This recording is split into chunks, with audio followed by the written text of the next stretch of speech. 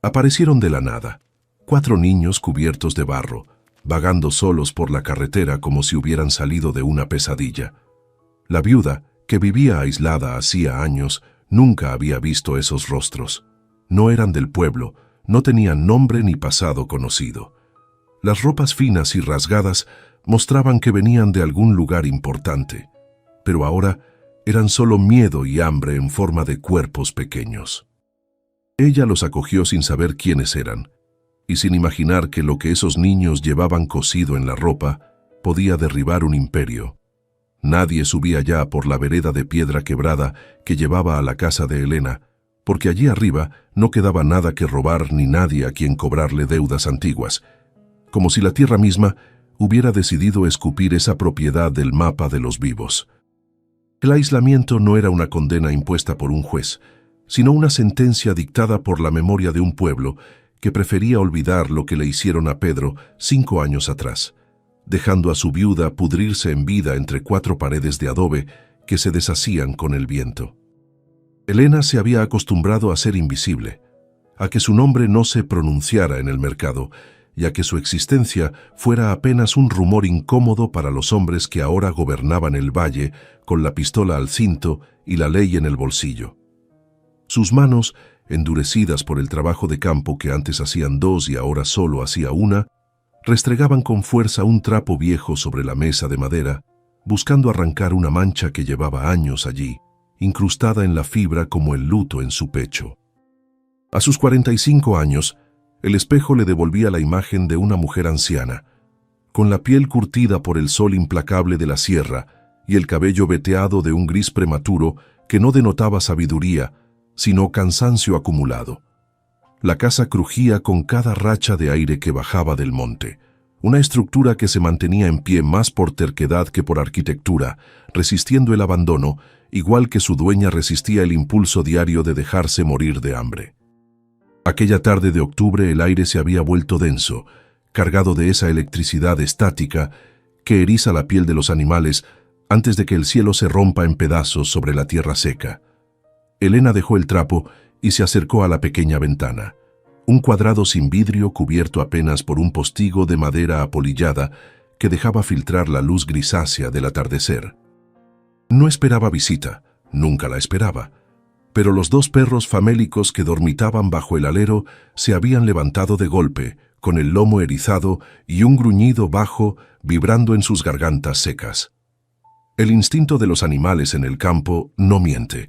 Olían el miedo o la pólvora mucho antes de que el ojo humano pudiera distinguir una silueta en la distancia.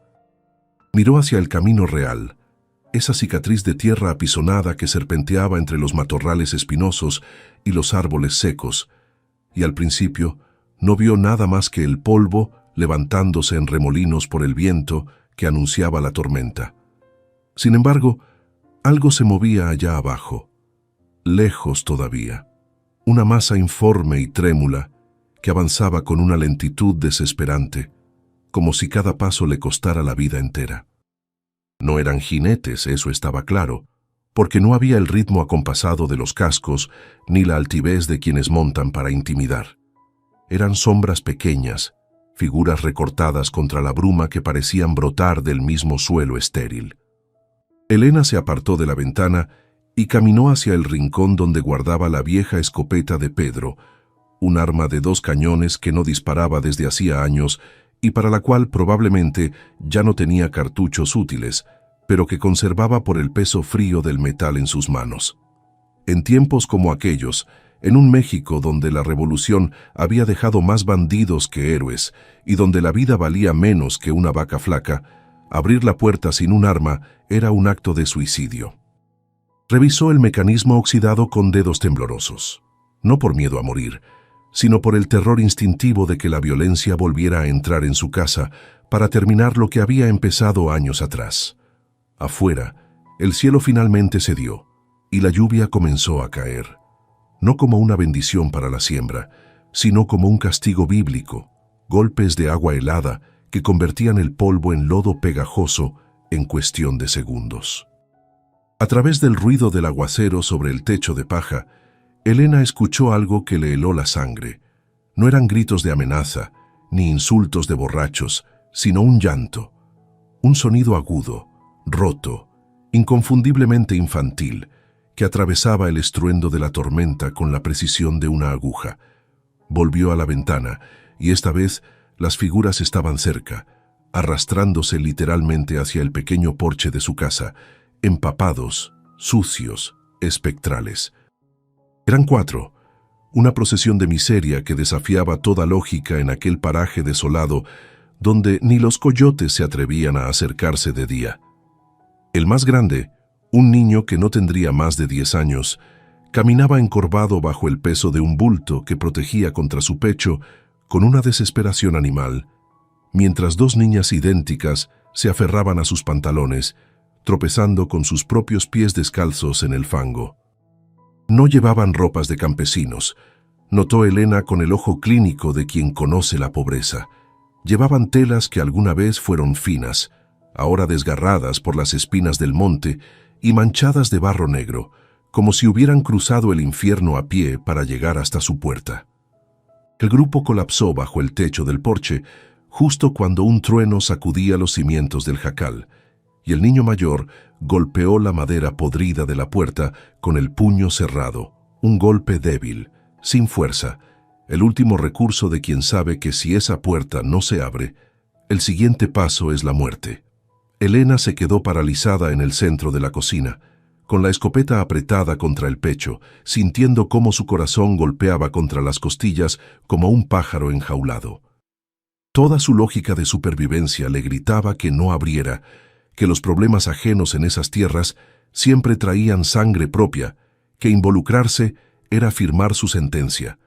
Pero el llanto continuaba, ya no solo del bulto que cargaba el niño, sino de las niñas que gemían de frío al otro lado de la tabla, un sonido que despertaba fantasmas que Elena creía haber enterrado bajo metros de tierra y olvido. Recordó a Pedro, recordó la injusticia, recordó la noche en que la dejaron sola, y una rabia sorda empezó a calentarla por dentro, desplazando el miedo. Bajó el cañón de la escopeta, respiró hondo, tragando el aire viciado de humedad y humo de leña, y avanzó hacia la entrada con pasos pesados, sabiendo que al levantar esa tranca de madera estaba cambiando su destino para siempre. Abrió la puerta de golpe, dejando que el viento y la lluvia entraran violentamente en la cocina, y se encontró de frente con los ojos del niño mayor. Eran ojos oscuros, inmensos, desorbitados por un terror absoluto, enmarcados en un rostro pálido y sucio, donde las lágrimas abrían surcos limpios en la mugre. El niño no pidió comida, no pidió dinero, ni siquiera pidió entrar. Simplemente alzó el bulto que llevaba en brazos, una bebé envuelta en harapos húmedos, y la ofreció hacia Elena como si fuera una ofrenda sagrada, mientras sus labios azulados por el frío temblaban al articular una sola frase: «Por favor, a ella no». Elena se apartó del marco de la puerta sin decir una palabra, un gesto seco y económico que invitaba a entrar no por cortesía, sino por la urgencia de cerrar el paso a la tormenta que amenazaba con apagar el fogón. Los niños cruzaron el umbral atropelladamente, como animales pequeños buscando madriguera, dejando tras de sí un rastro de agua sucia que se mezclaba con la tierra del piso, convirtiendo la entrada de la cocina en un lodazal inmediato. El niño mayor entró al último, girando la cabeza hacia la oscuridad del exterior, una vez más antes de que Elena empujara la madera hinchada contra el marco y bajara la tranca con un golpe definitivo que resonó como un disparo, separando el caos del mundo de afuera del silencio tenso que ahora gobernaba adentro. Una vez cerrada la puerta, la cocina se llenó instantáneamente del olor penetrante a lana mojada y a miedo rancio, ese aroma agrio y metálico que desprenden los cuerpos cuando llevan días huyendo sin descanso. La luz de la lámpara de aceite parpadeó, proyectando sombras alargadas y grotescas sobre las paredes ahumadas, y por un momento Elena tuvo la impresión de que no había dejado entrar a niños, sino a espíritus del monte que venían a cobrarle cuentas pendientes. Las gemelas se ovillaron en una esquina, temblando violentamente, sus dientes castañeteando con un ritmo frenético que ponía los nervios de punta, mientras el varón permanecía de pie, rígido, sosteniendo a la bebé contra su pecho como si fuera el único escudo que le quedaba contra la realidad. Elena no se movió de inmediato hacia el fogón. Se quedó parada con la escopeta aún cerca de la mano, escrutando a sus huéspedes improvisados con la desconfianza de quien ha aprendido a golpes que la desgracia ajena suele ser contagiosa. A pesar de la mugre y los jirones, notó detalles que no encajaban con la miseria habitual de la sierra. Los zapatos de las niñas, aunque destrozados por las piedras, eran de cuero fino, no huaraches de campesino. El abrigo del niño tenía botones de nácar, algunos arrancados, y el corte de sus cabellos hablaba de peluqueros de ciudad, no de tijeras de trasquilador. Aquello no era una familia de peones expulsada por una mala cosecha. Aquello era una caída desde lo alto, un desastre que olía a dinero y a traición. Dejó el arma apoyada contra la pared, en un acto de tregua silenciosa que le costó más esfuerzo del que aparentaba, y se dirigió a las ollas de barro curado que descansaban sobre las brasas moribundas del fogón. No tenía mucho que ofrecer, apenas un caldo de frijoles aguado que guardaba para la semana y unas tortillas tiesas que pensaba remojar en café por la mañana, pero la hospitalidad en el campo es una ley anterior a cualquier constitución. Avivó el fuego con un par de leños secos, y el crujido de la madera al prenderse fue el primer sonido cálido que rompió la tensión glacial de la habitación, una promesa básica de supervivencia que hizo que los ojos de los niños se clavaran en las ollas con una voracidad dolorosa. Sirvió el caldo humeante en 4 cuencos de barro despostillados y los colocó sobre la mesa con movimientos bruscos, sin ofrecer palabras de consuelo, porque sabía que el consuelo no llenaba estómagos vacíos ni calentaba la sangre. Los niños se abalanzaron sobre la mesa, pero el mayor, en un gesto de disciplina que le partió el alma a Elena, detuvo a sus hermanas con una mirada severa antes de sentarse él mismo. Con manos que aún temblaban por la adrenalina y el frío, tomó una cuchara y comenzó a alimentar a la bebé primero, soplando el líquido caliente con una paciencia infinita, ignorando su propia hambre atroz hasta que la pequeña hubo tragado los primeros sorbos y dejó de gemir. «¿Quién viene detrás?», preguntó Elena finalmente, su voz sonando ronca y oxidada por el desuso, cortando el aire viciado de la habitación como un cuchillo de monte que busca el hueso. No preguntó de dónde venían ni quiénes eran sus padres, porque esos detalles eran adornos innecesarios cuando la muerte andaba rondando en la lluvia. Lo único que importaba era saber a qué distancia estaba el peligro y cuántas balas le quedaban en la caja de cartón escondida bajo la cama. Se apoyó en el borde de la mesa, cruzándose de brazos, imponiendo su presencia sólida y dura frente a esas criaturas frágiles, exigiéndoles la verdad como pago por el calor y el techo. El niño, que dijo llamarse Mateo entre 2 tragadas desesperadas de caldo que por fin se permitió probar, levantó la vista con una mezcla de gratitud y pánico absoluto que hizo que a Elena le dolieran viejas cicatrices invisibles. «Hombres a caballo», susurró bajando la voz como si las paredes de adobe tuvieran oídos traicioneros. «Dijeron que mi papá robó algo que no era suyo, pero no es verdad. Él solo quería sacarnos de allí antes de que quemaran la casa grande. Nos dijo que corriéramos hacia el norte y que no paráramos hasta encontrar a alguien que no tuviera miedo». La mención de la casa grande confirmó las sospechas de Elena. Eran hijos de hacendados o administradores, gente que solía estar del lado del látigo, no de la espalda sangrante. Elena sintió cómo el nombre tácito de don Anselmo flotaba en el aire, denso y venenoso como el humo del tabaco barato que fumaban sus pistoleros. En esa región maldita, decir hombres a caballo y hablar de fuego era invocar al cacique sin necesidad de pronunciar su apellido. Él era el dueño de la vida, de la muerte y de todo lo que había en medio, incluyendo el miedo de la gente. Si don Anselmo los estaba cazando, haberles abierto la puerta no era un acto de caridad, era una sentencia de muerte firmada con ignorancia. Elena sintió un impulso cobarde de abrir la puerta y echarlos de nuevo a la tormenta, de salvar su propio pellejo arrugado y dejar que el destino siguiera su curso cruel, pero sus pies se negaron a moverse del suelo de tierra apisonada.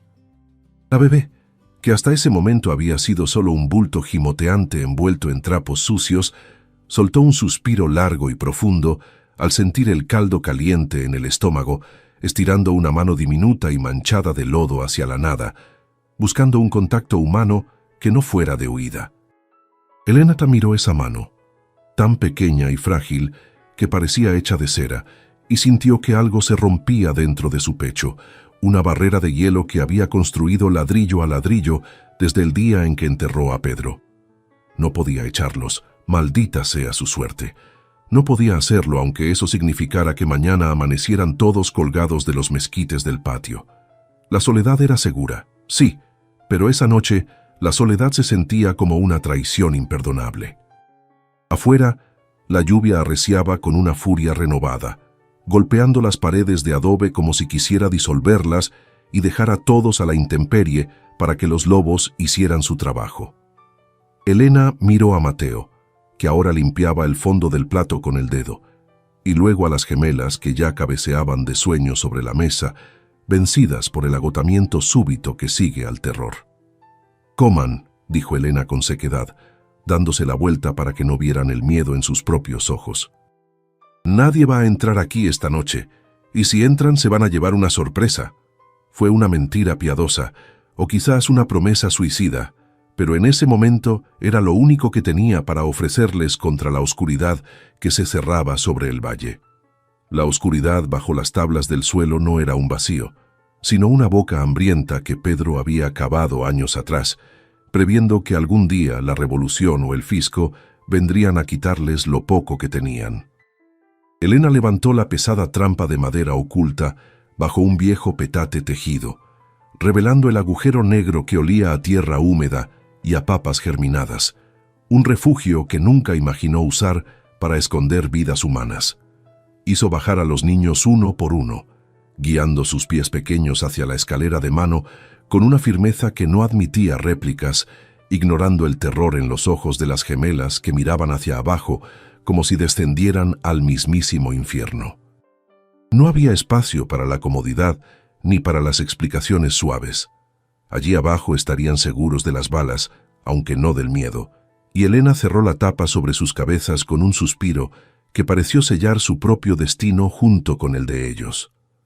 Durante los 3 días siguientes, la casa se convirtió en una fortaleza de silencio, donde cada ruido del exterior era analizado, diseccionado y temido antes de ser descartado como inofensivo. Elena no dormía.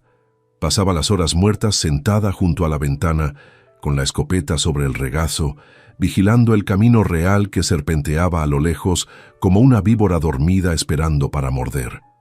La lluvia había cesado, dejando tras de sí un cielo limpio y cruelmente azul que no ofrecía escondite a nadie, y el sol secaba el lodo revelando huellas que Elena borraba obsesivamente cada mañana con una rama de mezquite.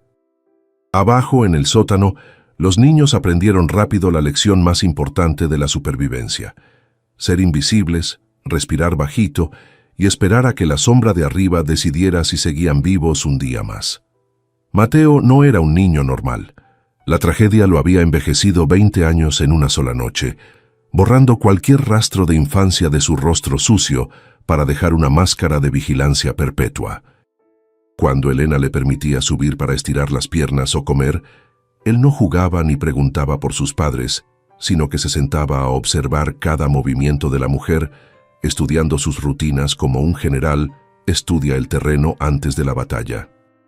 Ayudaba a cargar agua del pozo sin que se lo pidieran, cargando baldes que pesaban casi tanto como él, y en sus ojos Elena veía el reflejo de Pedro, esa misma terquedad silenciosa de quien ha decidido que no va a dejarse quebrar por el peso del mundo, aunque las rodillas le tiemblen. La tarde del 4.º día, la luz entraba dorada y oblicua por la ventana, iluminando el polvo que flotaba en el aire estancado de la cocina, cuando Elena decidió ocuparse de la ropa de los muchachos. El abrigo de Mateo, una prenda de lana gris de buen corte pero destrozada por la huida, colgaba de una silla como el pellejo de un animal muerto, con el forro desgarrado y los botones colgando de un hilo. Elena tomó la aguja y el hilo grueso, sentándose en su silla baja de mimbre para remendar lo que pudiera, buscando en la tarea repetitiva y mecánica un poco de paz mental que acallara el zumbido constante de la ansiedad. Pasó los dedos por la tela áspera, buscando los rotos, sintiendo la textura de la lana de calidad que hablaba de un pasado de chimeneas encendidas y cenas calientes. Al manipular la prenda, notó algo extraño en la caída de la tela, una rigidez antinatural en la parte baja de la espalda que no correspondía al grosor del material ni a ningún refuerzo de costura habitual. No era un parche mal puesto, ni un doblez del tejido. Era algo sólido, plano y rectangular, cosido con prisa entre el forro de seda y la lana exterior, oculto a la vista, pero palpable al tacto experto de una costurera. Elena detuvo la aguja en el aire, frunciendo el ceño, y apretó el bulto con los dedos, sintiendo el crujido inconfundible del papel o del cuero viejo bajo las capas de tela. El corazón le dio un vuelco seco en el pecho. Aquello no era un remiendo, era un escondite, y quien lo había puesto allí lo había hecho para que nadie lo encontrara jamás. Sin dudarlo, tomó las tijeras de metal oxidado que usaba para cortar el pabilo de las velas y rasgó la costura interior con un sonido que pareció un grito de tela en el silencio de la tarde. Metió la mano en el bolsillo improvisado y sus dedos tocaron la superficie fría y lisa de un sobre de cuero delgado, manchado de algo oscuro y rígido que se descascaraba al tacto. Al sacarlo a la luz, Elena contuvo la respiración. Las manchas eran de sangre seca, marrón y vieja, huellas dactilares de alguien que había manipulado ese objeto con las manos heridas o moribundas. El sobre no tenía destinatario, solo un sello de lacre roto y el peso específico de las cosas que cambian la vida de las personas para siempre. Abrió el sobre con manos que de repente se sentían torpes y ajenas, volcando su contenido sobre la mesa de madera. No cayeron monedas de oro ni joyas de la abuela, sino papeles, legajos de documentos doblados con urgencia, amarillentos y cubiertos de sellos oficiales de la República. Elena no era una letrada, apenas sabía leer y escribir lo necesario para llevar las cuentas de la cosecha y firmar su nombre, pero reconoció la tipografía recargada y el lenguaje pomposo de las escrituras de tierras. Desdobló el primer pliego con reverencia, alisando las arrugas con la palma de la mano, y sus ojos fueron saltando de una línea a otra, descifrando nombres, fechas y linderos que conocía mejor que las líneas de su propia mano.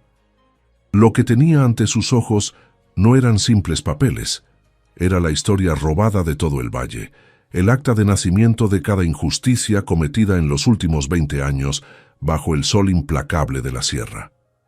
Allí estaban las escrituras originales, las verdaderas, con los nombres de los abuelos de sus vecinos, de los campesinos que habían sido expulsados a punta de rifle, e incluso el nombre de Pedro, su Pedro, en un documento que probaba que la parcela donde ella estaba parada nunca había dejado de ser suya. Aquellos papeles demostraban que don Anselmo no había comprado nada. Había usurpado todo, falsificando firmas, borrando lindes y enterrando la verdad bajo montañas de burocracia y cadáveres anónimos. Entre los documentos legales había una carta, una hoja de papel cebolla escrita con una caligrafía nerviosa y apretada, donde la tinta se corría en algunos puntos como si el pulso del escribiente hubiera fallado por el miedo. Elena acercó la hoja a la luz menguante y leyó las primeras líneas. A quien encuentre esto, sepa que no he robado nada que no fuera ya nuestro. Soy el escribano de este pueblo maldito y he visto cómo se borraban apellidos para escribir la historia de un tirano. Sé que van a matarme, pero si mi hijo Mateo lleva este abrigo, la verdad sobrevivirá aunque yo no lo haga. La voz del padre muerto resonó en la cocina vacía a través de la tinta, una confesión de un hombre que había elegido morir con dignidad antes que seguir viviendo de rodillas. Elena dejó caer la carta sobre la mesa y se recargó en el respaldo de la silla, sintiendo que el aire le faltaba, como si el techo bajo del jacal se le hubiera venido encima de golpe. Esos niños no eran solo huérfanos buscando un plato de sopa, eran portadores de una bomba que podía volar en pedazos el imperio de don Anselmo o matarlos a todos en el intento. Si el cacique sabía que esos papeles existían, y seguro que lo sabía, no se detendría hasta quemar cada centímetro de esa casa y de sus habitantes para recuperar el control. Elena miró hacia el sótano, donde los niños respiraban el aire viciado del encierro, y comprendió con un terror frío que la neutralidad se había acabado. Ahora tenía en sus manos el arma más peligrosa de todo México, la verdad documentada. Elena contempló los papeles desplegados sobre la mesa como si fueran brasas ardientes que pudieran incendiar la madera con solo tocarlos, sintiendo cómo la realidad del valle se reordenaba en su cabeza con un chasquido violento. Aquellos documentos no eran tinta y papel, eran la sentencia de muerte de un hombre que se creía Dios y al mismo tiempo la condena inmediata de cualquiera que los poseyera bajo su techo. El silencio de la casa cambió de textura, volviéndose denso y amenazante, ya no el vacío de la soledad, sino la pausa angustiosa que precede a la detonación, cargada con la certeza de que el secreto era demasiado grande para esas 4 paredes de adobe. Elena comprendió que la neutralidad había muerto hacía años, asesinada junto con su marido, y que lo que tenía enfrente era la única munición capaz de vengar no solo a Pedro, sino a cada campesino que había sido enterrado sin nombre en las zanjas del camino real. Con movimientos rápidos y precisos, desprovistos del temblor que la había asaltado minutos antes, Elena volvió a doblar los pliegos, siguiendo los pliegues originales, alisando el cuero del sobre con la palma de la mano. No podía dejarlos allí, expuestos a la vista de cualquiera que decidiera patear la puerta, ni podía esconderlos en los lugares obvios como el colchón o el fogón, donde los hombres de don Anselmo buscarían primero con la rutina destructiva de quien está acostumbrado a saquear. Necesitaba un lugar que repeliera el tacto, un sitio tan sagrado o tan repugnante que incluso la codicia de un bandolero dudaría en profanar, y mientras su mente repasaba los rincones de la casa, la solución apareció con la claridad brutal de la supervivencia. La inocencia era el mejor escudo, pero la suciedad era el mejor camuflaje. Bajó al sótano con la lámpara de aceite en una mano y el sobre apretado contra el pecho en la otra, descendiendo los escalones de madera con una agilidad que desmentía su edad y sus dolores articulares. Los niños la miraron desde la penumbra, 8 ojos brillantes en la oscuridad que reflejaban el miedo a ser descubiertos, pero Elena no perdió tiempo en consuelos ni explicaciones suaves. Se dirigió directamente hacia donde dormía la bebé en una caja de frutas acondicionada como cuna, levantó a la criatura con cuidado pero con firmeza y sin que le temblara el pulso, deslizó el sobre de cuero entre los pliegues de tela del pañal de tela grueso, justo contra la espalda de la niña, asegurándolo con los nudos del tejido. Era un escondite grotesco, desesperado, pero Elena sabía que ningún capataz con aires de grandeza metería las manos en los desechos de un lactante si podía evitarlo. Mateo observó la operación en silencio, con esa inteligencia prematura y dolorosa que desarrollan los niños que han visto morir a sus padres, y asintió levemente cuando Elena le devolvió la mirada, sellando un pacto de complicidad que no necesitaba palabras. «Si entran», susurró Elena, agarrando al niño por los hombros con una fuerza que le blanqueó los nudillos. «No grites, no llores y no te muevas a menos que yo te lo diga. Esa niña no es tu hermana ahora, es la vida de todos nosotros, ¿me entiendes?» El niño tragó saliva, sintiendo el peso de una responsabilidad que ningún niño de 10 años debería cargar, pero mantuvo la mirada fija en los ojos oscuros de la viuda, aceptando la carga como un soldado acepta su última misión. Elena volvió a subir a la cocina y cerró la trampa del suelo, arrastrando el viejo petate y una silla pesada encima para disimular cualquier rastro de la entrada al subsuelo. Se sentó a esperar, con la escopeta vacía sobre las piernas, escuchando cómo la tarde moría afuera, y la noche comenzaba a desplegar su manto de grillos y sombras sobre el monte. El tiempo se estiró, volviéndose elástico y tortuoso, cada minuto cargado de la posibilidad inminente de la violencia, mientras sus dedos acariciaban el metal frío de los cañones inútiles, buscando en el acero una seguridad que sabía falsa. No rezó, porque sentía que Dios había abandonado ese valle hacía mucho tiempo, dejando el destino de los hombres en manos de quien disparara más rápido o tuviera más dinero para comprar jueces. El sonido llegó primero como una vibración en el suelo, un temblor rítmico que hizo tintinear las cucharas de peltre colgadas en la pared antes de convertirse en el ruido inconfundible de cascos golpeando la tierra mojada. No era un caballo solitario, era una manada, un grupo de jinetes que no se molestaba en ser sigiloso, porque en esas tierras ellos eran la ley y el miedo. Elena se levantó despacio, sintiendo cómo la sangre se le retiraba de la cara para concentrarse en el estómago, un nudo frío de anticipación que la preparaba para el combate o para la muerte. Se acercó a la ventana sin abrir el postigo, espiando a través de una grieta en la madera, y vio las luces anaranjadas de las antorchas bailando entre los árboles, acercándose como ojos de bestias infernales que venían a devorar su casa. Los perros que habitualmente ladraban a las sombras guardaron un silencio ominoso, probablemente intimidados por el olor a pólvora y sudor de caballo que precedía a la comitiva, o tal vez ya habían sido silenciados por una mano experta antes de llegar al patio. Los jinetes rodearon el jacal con la precisión de quien ha ejecutado esa maniobra 100 veces antes, cerrando el cerco para que ni una rata pudiera escapar sin ser vista.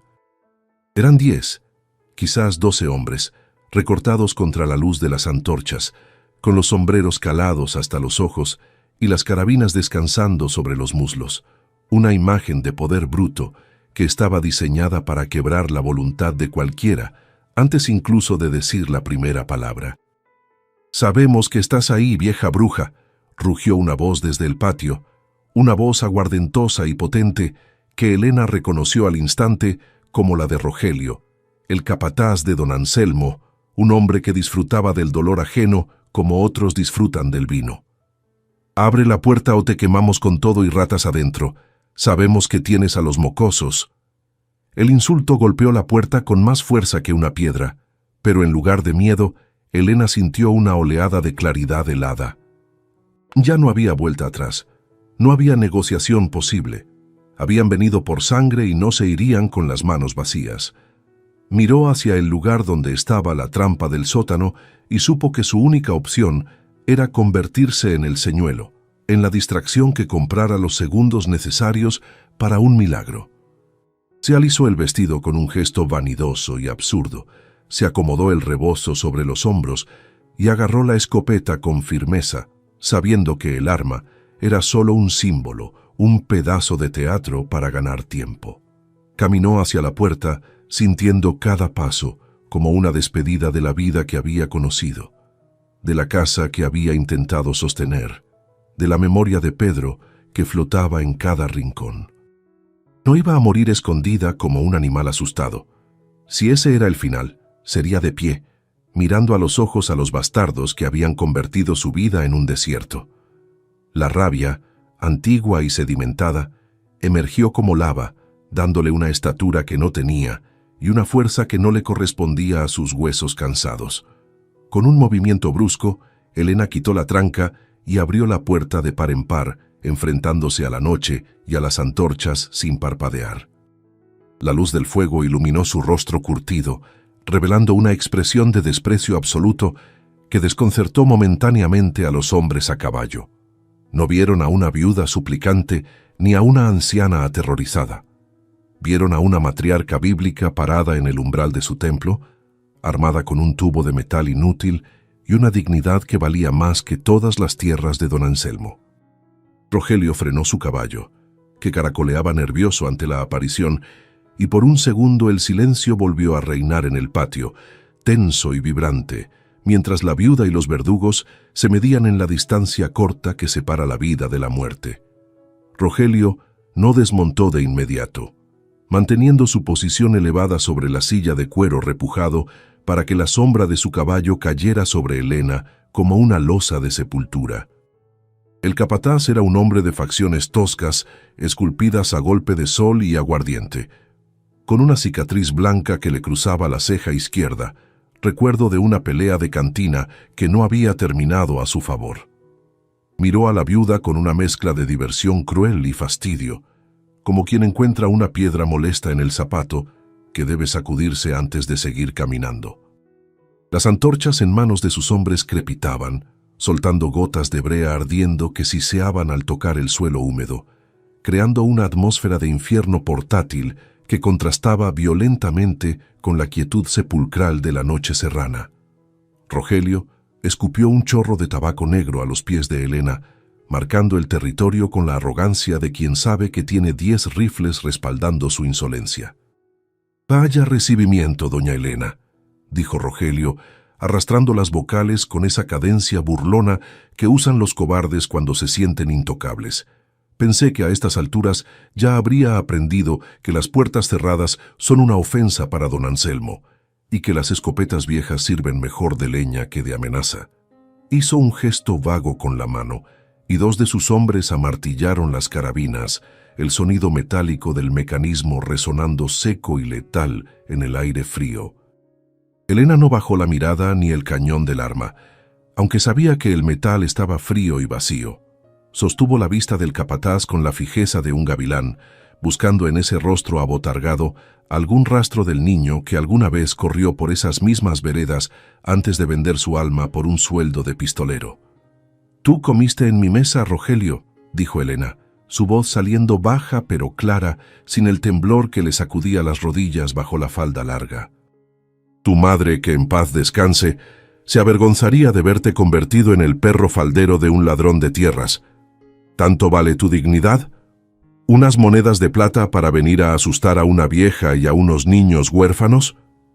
Sabía que apelar a la moral de un hombre así era como pedirle peras al olmo, pero necesitaba ganar tiempo, necesitaba que la rabia lo distrajera, que el orgullo herido lo hiciera cometer un error, cualquier cosa que mantuviera los ojos de esos hombres fijos en ella y lejos de la trampa del suelo que escondía el futuro del valle. La mención de su madre borró la sonrisa de la cara de Rogelio, endureciendo sus facciones hasta convertirlas en una máscara de odio puro. Se inclinó hacia adelante sobre el pomo de la silla, bajando la voz hasta convertirla en un susurro venenoso que solo Elena pudo escuchar por encima del resoplido de los caballos. «Mi madre está muerta, vieja, igual que tu marido, y igual que tú si no te quitas de en medio. Aquí la dignidad no llena la panza, pero el miedo sí que la vacía. Entréganos a los mocosos, y a lo mejor te dejamos el jacal en pie. Sigue jugando a la heroína, y te juro que no va a quedar ni hueso sano para que te entierren». La amenaza no fue un grito, fue una promesa administrativa, dicha con la frialdad de quien ha cumplido sentencias similares demasiadas veces. Elena sintió el impulso del caballo de Rogelio antes de verlo moverse. El animal, azuzado por las espuelas invisibles de su jinete, dio un paso brusco hacia adelante, invadiendo el espacio vital del porche. El pecho sudoroso de la bestia golpeó el hombro de Elena con la fuerza de un mazo, desequilibrándola y haciéndola retroceder contra el marco de la puerta. El olor acre del animal, mezcla de almizcle y lluvia, le llenó la nariz, una bofetada sensorial que le recordó lo frágil que era su cuerpo humano frente a la fuerza bruta que la rodeaba. Se tambaleó pero no cayó, aferrándose al marco de madera con una mano, mientras con la otra mantenía el cañón de la escopeta apuntando al pecho del capataz, un gesto inútil, pero cargado de un simbolismo suicida. «No hay niños aquí», gritó Elena, recuperando el equilibrio con un esfuerzo que le costó un gemido de dolor en la cadera. «Solo hay fantasmas. Si quieren entrar tendrán que pasar por encima de mí, y les juro por la Virgen que el primero que cruce esta puerta se lleva un tiro, aunque sea lo último que yo haga». Era un farol, una mentira desesperada lanzada al vacío, pero en la oscuridad y la confusión, la duda es un arma poderosa. Por una fracción de segundo, Los hombres de atrás vacilaron intercambiando miradas nerviosas. Nadie quiere ser el primero en morir, ni siquiera a manos de una vieja, y la reputación de Pedro como tirador, aunque muerto, todavía proyectaba una sombra larga sobre esa casa. Rogelio, sin embargo, no era hombre de dudas, era un depredador que olía el miedo detrás de la bravata. Soltó una carcajada seca, sin alegría, y desmontó de un salto ágil, aterrizando pesadamente en el barro del patio, con el revólver ya en la mano. «Pues pasaremos por encima de ti, entonces», dijo, avanzando hacia ella con pasos largos y decididos. Elena apretó el gatillo inútil. El clic metálico sonó patético y diminuto en medio de la noche, confirmando lo que Rogelio ya sabía. El capataz ni siquiera se inmutó. Extendió el brazo y con un movimiento violento le arrancó la escopeta de las manos, lanzándola lejos hacia la oscuridad del patio donde aterrizó con un ruido sordo sobre el lodo. El golpe que siguió no fue con el puño, sino con el dorso de la mano. Un revés despreciativo que impactó en la mejilla de Elena con la fuerza suficiente para hacerle ver estrellas y lanzarla al suelo de la cocina. El sabor cobrizo de la sangre le llenó la boca al instante, y su cabeza rebotó contra la pata de la mesa, aturdiéndola. Desde el suelo, con la vista nublada y el oído zumbando, vio cómo las botas llenas de barro de Rogelio y dos de sus hombres cruzaban el umbral, violando la santidad de su hogar, trayendo consigo el caos y la destrucción. Ya no era la guardiana de la puerta, ahora era solo un obstáculo derribado, un mueble viejo que se patea para llegar a lo que realmente importa. Los hombres comenzaron a destrozar la cocina con una eficiencia aterradora, volcando las sillas, rompiendo los frascos de conservas, rajando los sacos de maíz con sus cuchillos en busca de cualquier escondite. El ruido de la cerámica rota y la madera astillada llenó el aire. Un estruendo cacofónico que Elena esperaba, rezaba, fuera suficiente para cubrir cualquier sollozo que pudiera escapar de la trampa del suelo. Se arrastró penosamente hacia un rincón, escupiendo sangre, fingiendo estar más herida de lo que estaba para que la ignoraran, mientras sus ojos buscaban desesperadamente la ventana trasera, esa pequeña abertura cuadrada que daba al monte y a la libertad, rogando mentalmente que Mateo hubiera entendido la señal del caos. Rogelio, parado en el centro de la habitación como un coloso de la destrucción, miraba a su alrededor con impaciencia, pateando los restos de la humilde vida de Elena. «Busquen abajo», ordenó, su voz retumbando en las paredes. «Levanten las tablas si es necesario. Esos ratones no pueden haberse evaporado». Uno de los peones comenzó a golpear el suelo con la culata de su rifle, buscando el sonido hueco que delataría el sótano. Elena sintió que el corazón se le paraba. El tiempo se había acabado. Si Mateo no salía ahora, en este preciso instante de confusión y ruido, la historia de ese valle terminaría esa misma noche con 4 tumbas pequeñas cavadas bajo la lluvia. El sonido seco de la culata del rifle golpeando la madera resonó en la cocina como el primer martillazo de un ataúd cerrándose, deteniendo el aire en los pulmones de Elena. Desde su posición en el suelo, con la vista nublada por el golpe y el sabor metálico de la sangre llenándole la boca, vio cómo el peón se detenía en seco, con una sonrisa torcida cruzándole el rostro sucio de hollín. El suelo, en ese punto preciso bajo la mesa volcada, no devolvía el golpe sólido de la tierra apisonada, sino el eco hueco y traicionero de un espacio vacío, una resonancia que cantaba a gritos la existencia de secretos enterrados bajo los pies de los invasores. El hombre levantó la vista hacia Rogelio, buscando aprobación como un perro de caza que acaba de señalar la presa, y el capataz asintió lentamente, saboreando el momento con la paciencia sádica de quien sabe que ya ha ganado la partida antes de jugarla. Uno de los hombres, un sujeto bajo y fornido al que llamaban el tuerto, por una cicatriz vieja que le cruzaba el párpado, se agachó y arrancó el viejo petate tejido que cubría el centro de la habitación con un tirón violento, levantando una nube de polvo y ácaros. Debajo, las líneas rectas de la trampa de madera aparecieron dibujadas en el suelo como una cicatriz mal curada, delatando la entrada al refugio que Pedro había construido con tanto cuidado. Elena sintió un impulso eléctrico recorrerle la espina dorsal, una descarga de adrenalina que ignoró el dolor de sus costillas y el mareo de su cabeza. No podía permitir que la abrieran, no mientras los niños estuvieran allí abajo, indefensos como pichones en un nido al alcance de las serpientes.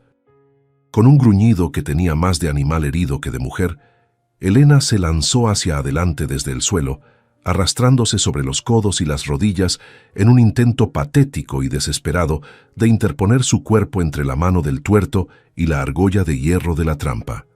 Sus dedos, agarrotados por la artritis y la furia, llegaron a aferrar la bota llena de barro del hombre, clavando las uñas en el cuero duro en un gesto inútil de resistencia. El tuerto ni siquiera la miró. Simplemente sacudió la pierna con desgana y le propinó una patada seca en el hombro que la hizo rodar hacia atrás, dejándola sin aire y ovillada contra la pared, obligada a ser una espectadora impotente de su propia desgracia, mientras las lágrimas de frustración se mezclaban con la sangre en su barbilla. Rogelio se acercó a la trampa, apartando a sus hombres con un gesto de autoridad, y agarró la argolla de hierro fría con su mano enguantada. Tiró hacia arriba, y las bisagras oxidadas que no habían sido engrasadas en años soltaron un chirrido agudo y prolongado, un alarido de metal que pareció rasgar la tela misma de la noche. La tapa de madera pesada se levantó, revelando un cuadrado de oscuridad absoluta que exhaló un aliento rancio a humedad, papas viejas y miedo concentrado. Por un segundo nadie se movió. Los hombres a caballo esperaban disparos desde el agujero, acostumbrados a que las ratas acorraladas muerdan, pero del sótano no salió plomo, sino el sonido más desgarrador del mundo, el llanto inconsolable de una bebé despertada por la luz violenta de las antorchas.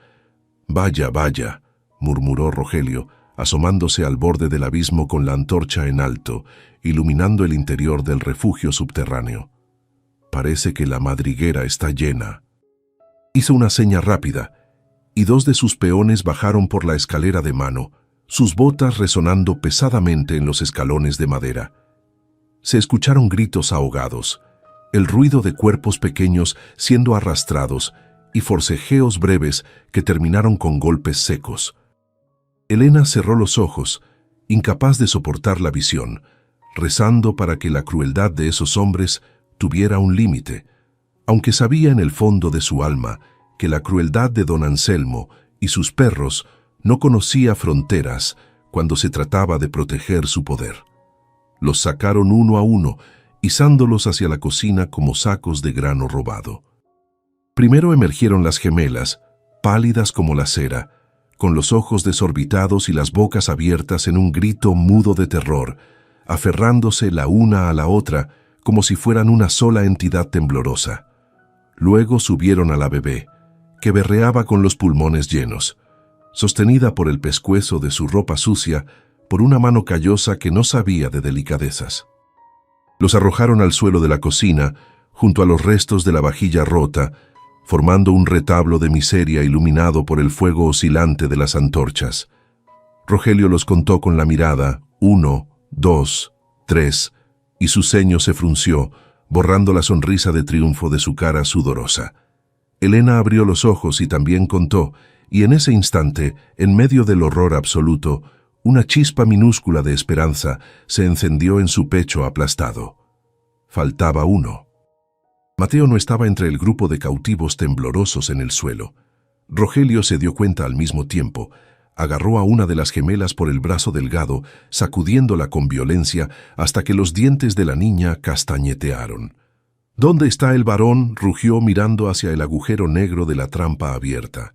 «El mayor. Sé que había un niño grande. ¿Dónde se metió esa rata?».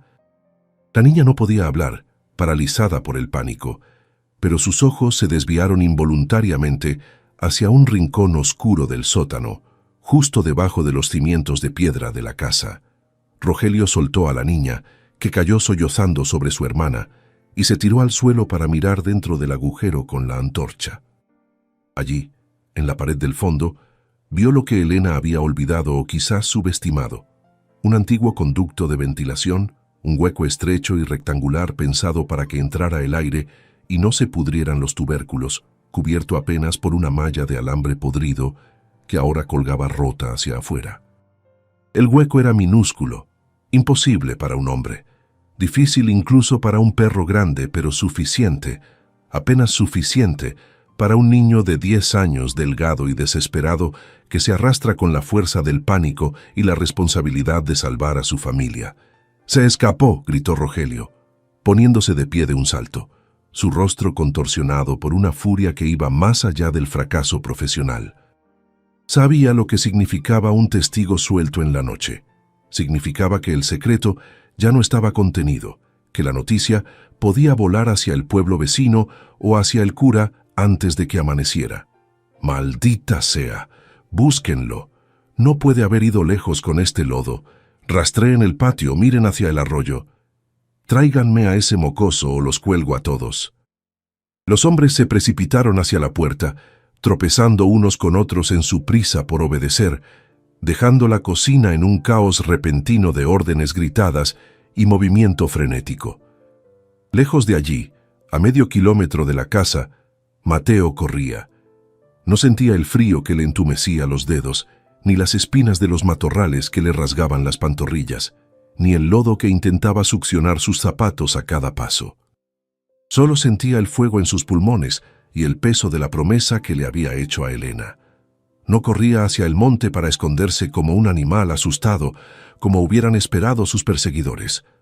Corría hacia el camino real, hacia las luces distantes de las granjas vecinas, llevando en su memoria el mensaje que encendería la mecha. No tenía los papeles. Esos estaban a salvo en el pañal de su hermana. Pero tenía su voz. Y esa noche, su voz iba a ser más fuerte que cualquier tormenta. En la cocina destrozada, el aire se volvió irrespirable, cargado con la electricidad estática de la violencia contenida que amenazaba con estallar ante la ausencia de una presa fácil. Rogelio caminaba de un lado a otro sobre los restos de cerámica y maíz esparcido, sus botas haciendo crujir los fragmentos como huesos pequeños, mientras su sombra se proyectaba gigantesca y deforme contra las paredes ahumadas por la luz oscilante de las antorchas. Los hombres que quedaban dentro, 3 peones con caras de pocos amigos y manos inquietas sobre las armas, miraban a su jefe con una mezcla de temor y urgencia, sabiendo que cada minuto que pasaba con ese niño suelto en la noche era un clavo más en el ataúd de su impunidad. Las gemelas, ovilladas en el suelo húmedo, habían dejado de llorar para sumirse en un estado catatónico, abrazadas con tal fuerza que parecían una sola criatura de 2 cabezas intentando desaparecer del mundo. Elena, ignorando el dolor punzante en sus costillas y el zumbido constante en su cabeza, provocado por el golpe, se arrastró lentamente hasta quedar sentada entre las niñas y la figura amenazante del capataz. Su cuerpo ya no respondía con la agilidad de antaño, pero su instinto maternal, ese que había permanecido dormido bajo capas de luto y resignación, había despertado con una ferocidad que le permitía ignorar la fragilidad de su propia carne. Extendió un brazo protector sobre las piernas de las niñas y con el otro atrajo hacia sí a la bebé, que gimoteaba débilmente en el suelo frío.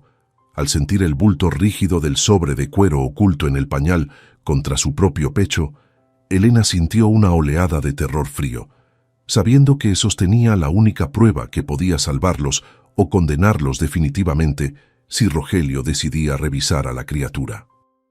«¿A dónde lo mandaste, vieja?», preguntó Rogelio deteniéndose en seco frente a ella, bajando la antorcha hasta que el calor del fuego le chamuscó los cabellos sueltos de la frente. Su voz había perdido la ironía burlona para convertirse en un gruñido bajo y peligroso, el sonido de un hombre que ve cómo se le escapa el control de la situación y busca desesperadamente a quién culpar. ¿Al monte? ¿Al pueblo? Ese mocoso no conoce el terreno. Se va a matar en las barrancas o se lo van a comer los coyotes, y su sangre va a estar en tus manos, no en las mías. Intentaba provocarla, hacerla hablar por la culpa o el miedo, buscando cualquier indicio que le permitiera dirigir la cacería hacia el lugar correcto, antes de que fuera demasiado tarde para silenciar al testigo. Elena levantó la vista, sosteniendo la mirada del capataz con una fijeza que lo incomodó, sus ojos oscuros brillando con el reflejo de las llamas y con una determinación inquebrantable. «Ese niño es más hombre de lo que tú serás en 100 vidas, Rogelio», escupió con la boca llena de sangre, saboreando cada palabra como si fuera una maldición gitana. «No necesita conocer el terreno para saber dónde vive la gente decente, y tú sabes bien que en este valle hay muchas puertas que se abrirán para escuchar lo que él tiene que decir. Puedes matarnos aquí, puedes quemar esta casa hasta los cimientos, pero ya no puedes parar lo que viene. El viento ya cambió y tú estás parado en el lado equivocado de la historia». Lejos de allí, Mateo golpeaba con los puños cerrados la puerta de madera maciza de la primera casa que encontró al borde del camino, la herrería de los hermanos Vargas. No había luz en el interior, pero el niño gritaba con una voz que se quebraba por el esfuerzo y el llanto, llamando a los hombres por sus nombres, invocando deudas de honor y memorias de injusticias pasadas. La lluvia había cesado, dejando un silencio sepulcral en el campo que amplificaba sus gritos. «Tienen a mis hermanas, están en casa de doña Elena, don Anselmo quiere matarlos a todos». La puerta no se abría, y por un momento aterrador, Mateo pensó que el miedo había ganado, que el valle entero había decidido cerrar los ojos y los oídos para siempre, dejándolos morir solos en la oscuridad. De vuelta en el jacal, la paciencia de Rogelio se agotó con un chasquido audible, similar al de una rama seca que se parte bajo el peso de una bota. «Basta de palabrería», gritó, dando una patada a una olla de barro que se hizo añicos contra la pared. «Si no vas a hablar por las buenas, vas a gritar por las malas». Agarran a una de las niñas. Dos de sus hombres avanzaron hacia el rincón, apartando a Elena de un empujón brutal que la hizo caer de costado, protegiendo instintivamente a la bebé con su cuerpo para que el sobre no se moviera ni hiciera ruido. Una de las gemelas soltó un alarido agudo cuando las manos rudas del peón la agarraron por el brazo, levantándola en vilo como si fuera una muñeca de trapo, sus piernas pataleando inútilmente en el aire viciado de la cocina. «¡Suéltala, cobarde!», gritó Elena intentando levantarse, pero el otro hombre le puso la bota en el pecho, clavándola al suelo de tierra con el peso de su cuerpo y de su indiferencia. La bebé comenzó a llorar con fuerza, un llanto desesperado y hambriento que llenó la habitación, y Elena sintió cómo el pánico le cerraba la garganta. Si Rogelio decidía callar a la bebé o revisarla, encontraría los documentos en segundos. Apretó a la criatura contra sí, murmurando consuelos inaudibles, mientras sus ojos buscaban desesperadamente alguna arma, alguna salida, cualquier cosa que pudiera detener la atrocidad que estaba a punto de suceder frente a sus ojos cansados. En la herrería, la puerta finalmente se entreabrió, revelando el rostro barbudo y asustado de Tomás Vargas, iluminado por una vela temblorosa. Detrás de él, su hermano mayor sostenía una carabina vieja. Mateo no les dio tiempo a preguntar. Les soltó la verdad en una ráfaga de palabras atropelladas, hablándoles de los papeles, de la traición, de la viuda que estaba dando la vida por unos desconocidos. Algo en la desesperación genuina del niño, o quizás la mención de los documentos que probaban el robo de sus propias tierras años atrás, encendió una chispa en los ojos de los herreros. No dijeron nada.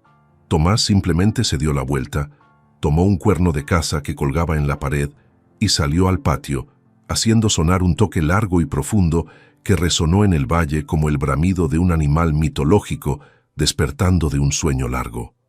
Rogelio escuchó el sonido del cuerno a lo lejos y se congeló, con la mano levantada a medio camino de golpear a la niña que colgaba del brazo de su hombre. El sonido era inconfundible, una llamada ancestral que se usaba en la sierra para avisar de incendios, de ataques o de asambleas urgentes, un código que todo hombre de campo conocía y respetaba. «Maldita sea», susurró, soltando el aire con una mezcla de incredulidad y rabia, comprendiendo al instante que su tiempo se había acabado y que el cerco de silencio que protegía sus crímenes acababa de romperse. Soltó a la niña que cayó al suelo sollozando, y corrió hacia la puerta abierta, mirando hacia la oscuridad del camino real, con los ojos entrecerrados. No vio nada al principio, solo la negrura impenetrable de la noche y las estrellas frías que miraban indiferentes. Pero luego lo sintió, una vibración en la tierra, diferente al galope de sus propios caballos.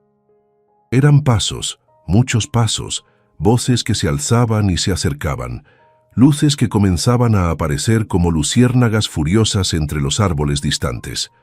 No era una patrulla de la rural, ni un grupo de soldados perdidos. Era algo mucho más peligroso y mucho más incontrolable.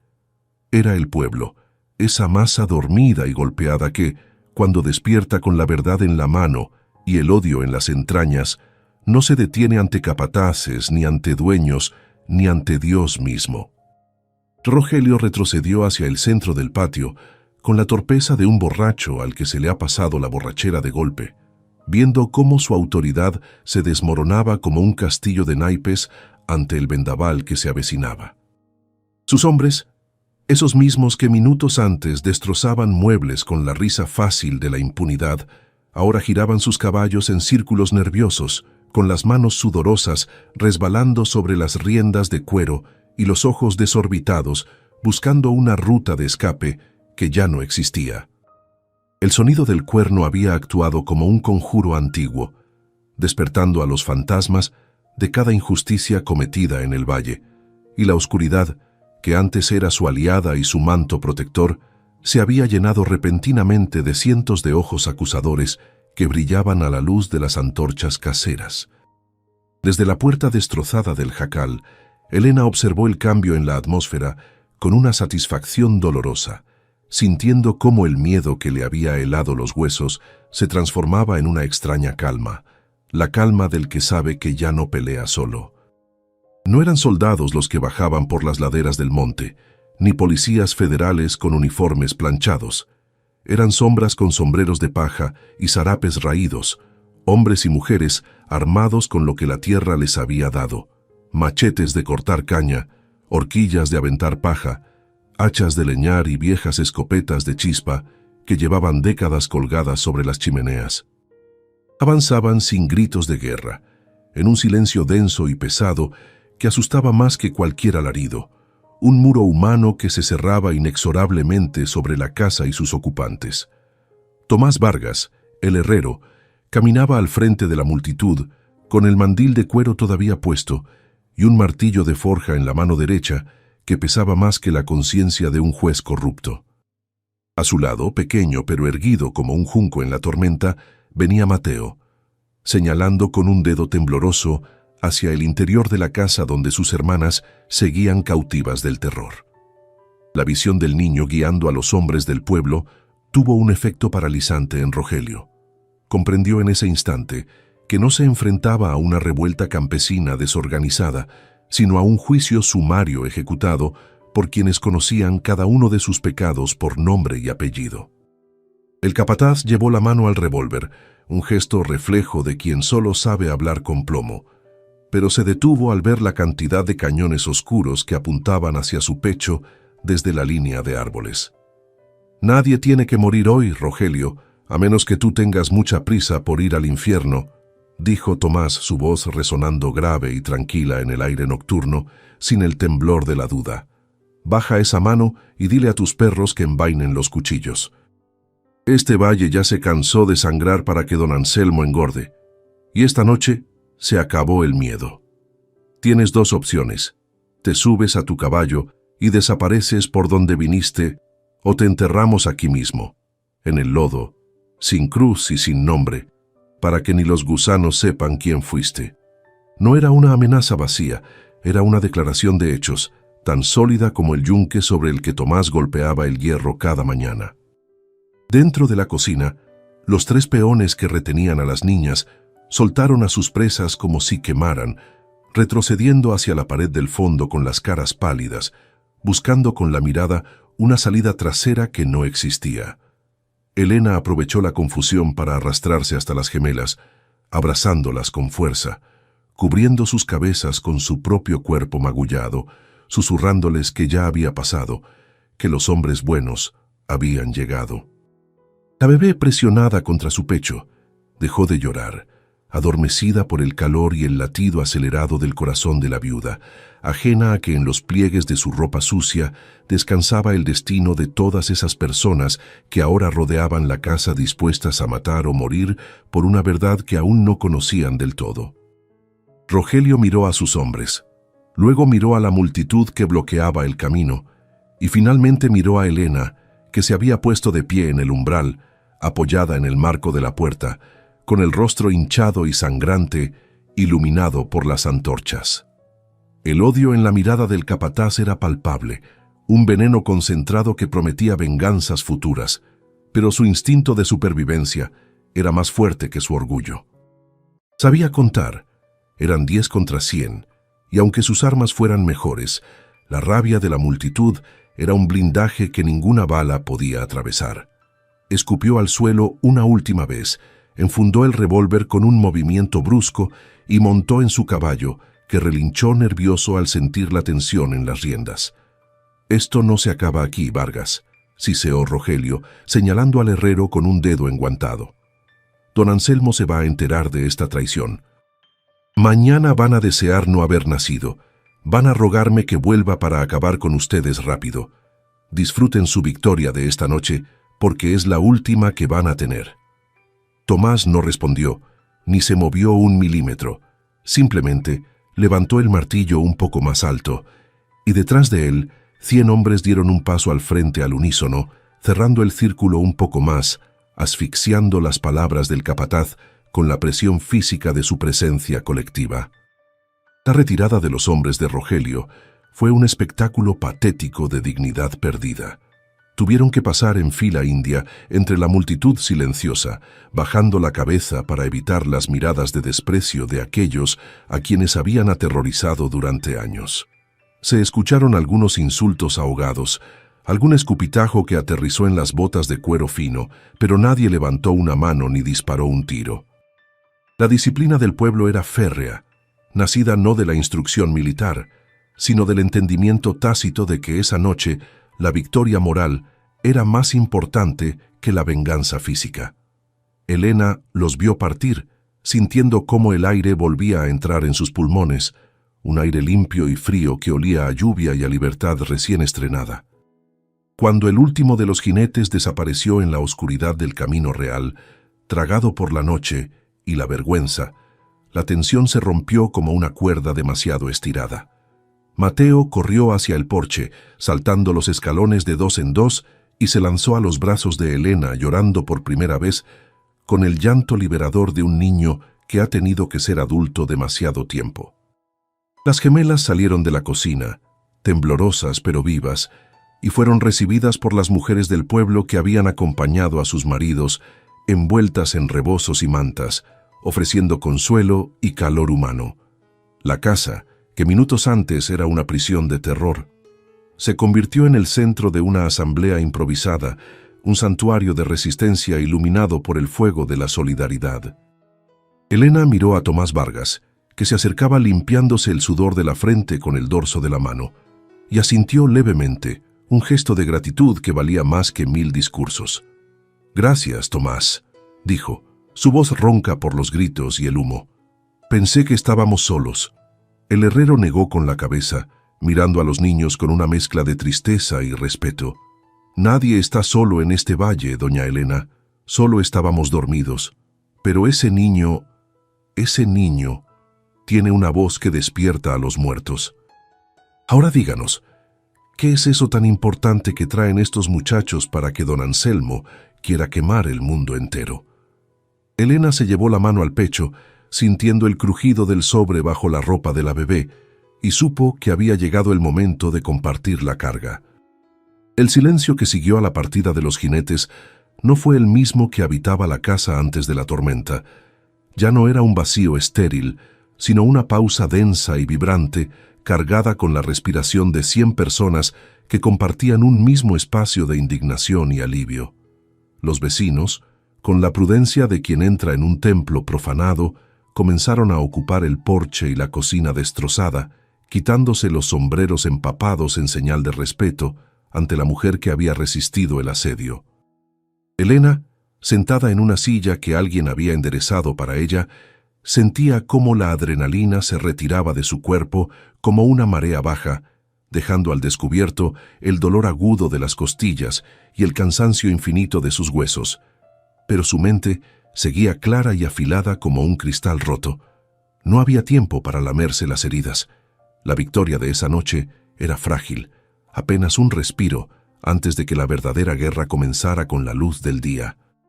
Con manos que aún temblaban levemente, no por miedo sino por la fatiga muscular de la tensión sostenida, Elena desató los nudos del pañal de tela que envolvía a la bebé dormida en su regazo.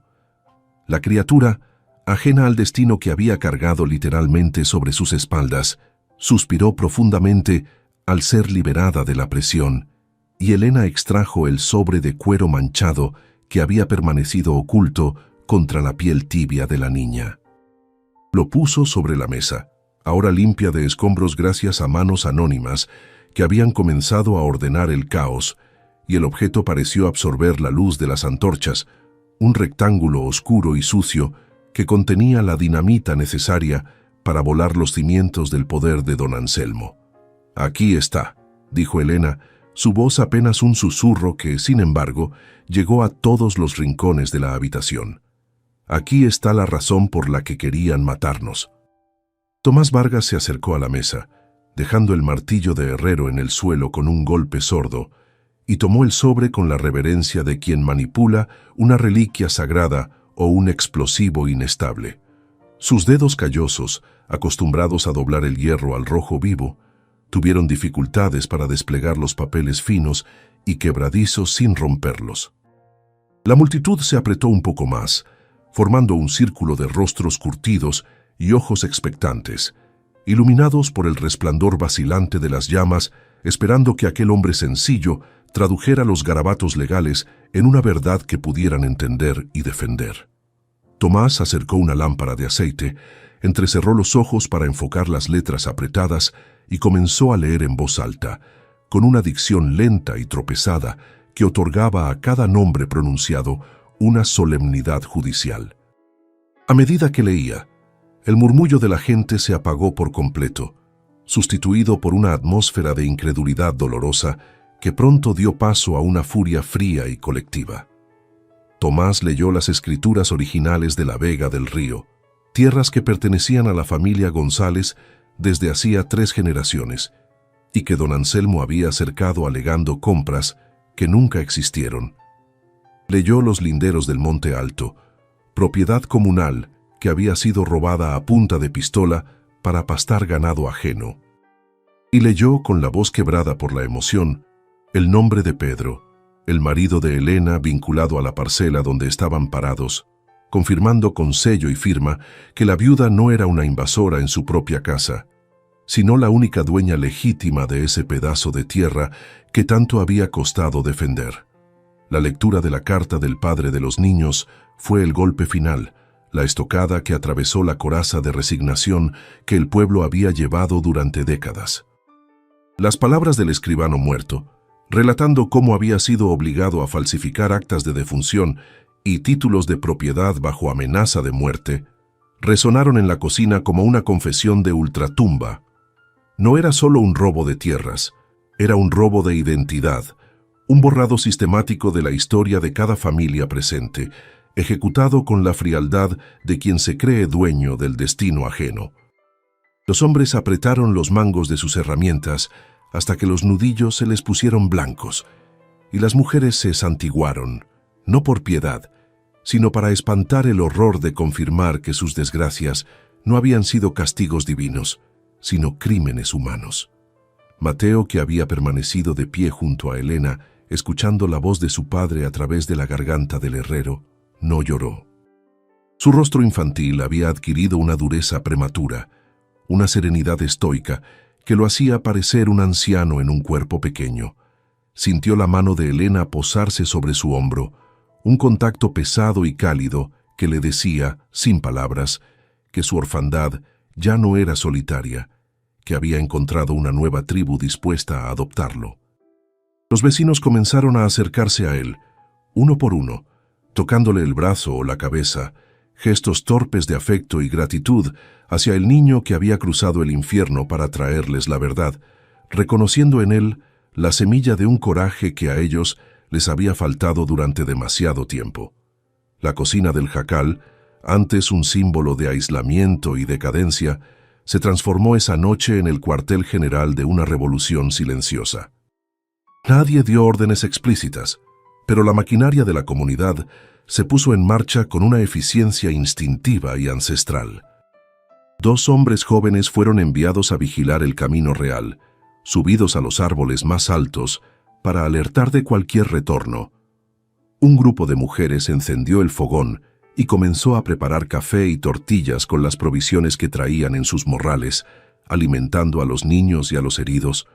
Otros comenzaron a reparar la puerta destrozada, clavando tablas nuevas con la determinación de quien reconstruye no solo una casa, sino su propia dignidad. Elena observó el bullicio desde su silla, sintiendo una extraña paz interior que no había experimentado desde antes de la muerte de Pedro. Por primera vez en 5 años, su casa estaba llena de vida, de voces, de calor humano que desplazaba el frío de las paredes de adobe. Miró a las gemelas, que ahora dormían acurrucadas en el regazo de una vecina anciana, y a la bebé, que descansaba plácidamente en su caja de madera, y comprendió que su soledad se había terminado para siempre. Ya no era la viuda loca del final del camino, era la guardiana de la memoria, la madre accidental de 4 hijos y la matriarca de un pueblo que acababa de despertar de una pesadilla larga y oscura.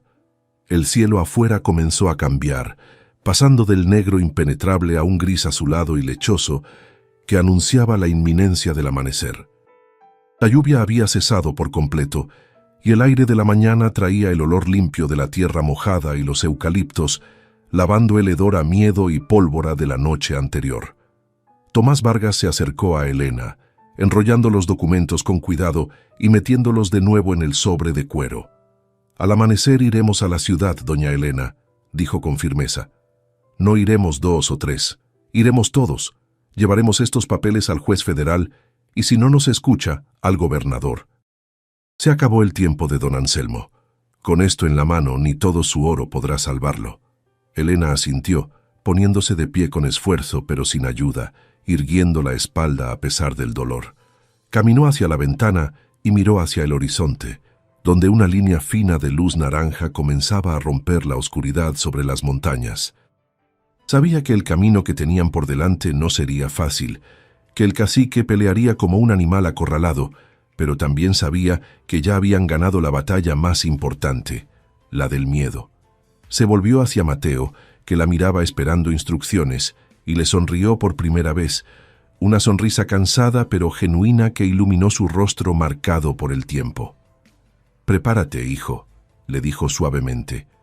«Hoy vamos a recuperar mucho más que unas tierras. Hoy vamos a recuperar nuestros nombres». La procesión que descendió hacia la ciudad al amanecer no se parecía a nada que la región hubiera visto antes. No era un entierro ni una peregrinación religiosa, sino una marcha cívica de hombres y mujeres que habían recuperado la columna vertebral. El sol naciente arrancaba destellos dorados al polvo del camino, iluminando los rostros cansados pero firmes de los campesinos que por primera vez en décadas no caminaban con la vista clavada en sus guaraches, sino mirando al horizonte. Elena iba al frente, no por vanidad, sino porque la historia la había puesto allí, flanqueada por Tomás Vargas y con la mano pequeña de Mateo aferrada a la suya como un ancla. El silencio del grupo era atronador, un mutismo disciplinado que pesaba más que los gritos, y a su paso los trabajadores de otras haciendas dejaban sus machetes y se unían a la fila, atraídos por la gravedad magnética de un movimiento que olía a justicia inminente. La llegada al juzgado federal, un edificio de piedra gris y burocracia fría, que siempre había sido un templo de exclusión para los pobres, fue el momento de la verdadera prueba. Los guardias en la entrada intentaron bloquear el paso, acostumbrados a tratar con sumisos y peticionarios solitarios, pero se apartaron intimidados ante la marea humana que llenó la plaza y los pasillos con su presencia silenciosa y olor a campo. No hubo violencia, solo la presión ineludible de la verdad numérica. Elena entró en el despacho del juez de distrito, un hombre calvo y severo que ajustaba sus anteojos con fastidio, y depositó el sobre de cuero manchado sobre la caoba pulida de su escritorio. «Venimos a devolverle la memoria a este pueblo, señor juez», dijo ella con una voz que no tembló, «y no nos iremos hasta que la ley se parezca un poco a la justicia». El desmoronamiento del imperio de don Anselmo no fue con fuego y sangre, como él había vivido, sino con tinta y sellos, una muerte administrativa que resultó ser más humillante que cualquier bala. Cuando el juez, presionado por la evidencia irrefutable y la multitud que aguardaba afuera, dictó las órdenes de embargo y restitución, la noticia corrió por el valle más rápido que el viento de la sierra. El cacique, abandonado por sus pistoleros en cuanto dejaron de recibir la paga y olieron la derrota, fue encontrado días después en la soledad de su mansión vacía, un rey sin súbditos rumiando su rencor frente a una chimenea apagada. La justicia federal, lenta y torpe pero implacable cuando se la empuja, le confiscó las tierras robadas y lo desterró al olvido social, demostrando que incluso los gigantes de barro caen cuando la tierra debajo de ellos se mueve. El regreso al valle fue una fiesta sin música, una celebración de miradas y apretones de manos callosos, donde el verdadero premio no era la tierra en sí, sino la dignidad recuperada de pisarla sin pedir permiso. Se redibujaron los linderos antiguos, se quitaron las cercas ilegales, y las familias que habían vivido arrimadas o escondidas volvieron a levantar sus casas en los solares de sus abuelos. El aire mismo parecía haber cambiado, perdiendo esa densidad opresiva del miedo para volverse ligero y respirable. Elena vio cómo sus vecinos lloraban al tocar los árboles que creían perdidos y entendió que la propiedad no es solo un papel, es la raíz que conecta a las personas con su historia y con su futuro. Una raíz que don Anselmo había intentado cortar, pero que seguía viva bajo la superficie. El jacal de Elena, antes una tapera evitada por todos, se convirtió en el corazón palpitante de la comunidad renacida, un lugar de puertas siempre abiertas donde nunca faltaba el café ni la palabra. Con la ayuda de Tomás y otros hombres agradecidos, la casa fue ampliada, añadiendo habitaciones de adobe fresco y un corredor largo donde las gemelas jugaban protegidas del sol. Elena formalizó la adopción de los 4 niños ante el mismo juez que había sentenciado al cacique, y aunque nunca intentó reemplazar a la madre que habían perdido, les dio algo igual de valioso: un refugio indestructible y un amor forjado en la trinchera de la supervivencia. La viuda loca y solitaria murió ese día para dar paso a una matriarca respetada, cuya severidad era solo la cáscara de una ternura inmensa. Los años pasaron sobre el valle, curando las cicatrices de la tierra y de la gente con la paciencia geológica de la naturaleza. Mateo creció para convertirse en un hombre serio y letrado, administrando las tierras comunales con la honestidad que su padre biológico había pagado con la vida, asegurándose de que ningún otro tirano volviera a echar raíces en esa zona. Las gemelas, ya jovencitas, llenaron la casa de risas y pretendientes, y la pequeña, que había llegado como un bulto en un pañal, se convirtió en la sombra inseparable de Elena, aprendiendo de ella los secretos de las hierbas y la fuerza del silencio. La integración de esos hijos de casa grande en la vida rural fue completa, borrando las distinciones de clase bajo el peso compartido del trabajo y el afecto. Elena envejeció, pero no se debilitó. Su cuerpo se encorvó como un mezquite antiguo, pero sus ojos conservaron hasta el final ese brillo de acero que había detenido a los hombres a caballo. Se sentaba por las tardes en el porche, viendo caer la lluvia sobre los campos cultivados, y a menudo pensaba en aquella noche de tormenta y en la decisión impulsiva de abrir la puerta. Comprendía ahora, con la claridad del atardecer de la vida, que al salvar a esos niños no había hecho un acto de caridad, sino de salvación propia. Ellos la habían rescatado de la muerte en vida, del luto eterno y del silencio estéril, llenando su existencia de un propósito que trascendía su propio dolor. El valle prosperó, no con riquezas obscenas, sino con la abundancia tranquila del trabajo libre y la solidaridad vecinal. La historia de la viuda y los 4 huérfanos se convirtió en leyenda, contada de generación en generación alrededor de los fogones, una parábola real sobre cómo la valentía de uno puede encender el coraje de muchos. Nadie volvió a pasar hambre en esa zona, porque se estableció una regla tácita de que el granero de Elena siempre tenía maíz para quien lo necesitara, y que la defensa del vecino era la defensa propia. El miedo se convirtió en un recuerdo lejano, una sombra antigua que servía solo para recordarles el valor de la luz que habían conquistado juntos. Cuando Elena falleció, muchos años después, plácidamente en su cama y rodeada de hijos y nietos que no eran de su sangre, pero sí de su alma, el velorio fue el más grande que se recordara en el estado. No hubo llantos de desesperación, sino cánticos de agradecimiento y una sensación de paz cumplida. La enterraron junto a Pedro, pero su tumba nunca estuvo sola ni olvidada. Siempre había flores frescas, traídas no solo por su familia, sino por gente que venía de lejos a rendir homenaje a la mujer que enseñó que la justicia no se pide de rodillas, se exige de pie y con la puerta abierta. Su legado no fue una fortuna, sino una lección grabada en la memoria colectiva. La dignidad es el único patrimonio que nadie te puede quitar si tú no lo entregas. Y así termina esta historia, que comenzó con lluvia y miedo y terminó con cosecha y paz, recordándonos que el destino tiene formas extrañas de tejer sus hilos. A veces, la bendición que tanto pedimos llega disfrazada de problema, tocando a nuestra puerta en medio de una tormenta, sucia y hambrienta, pidiendo asilo.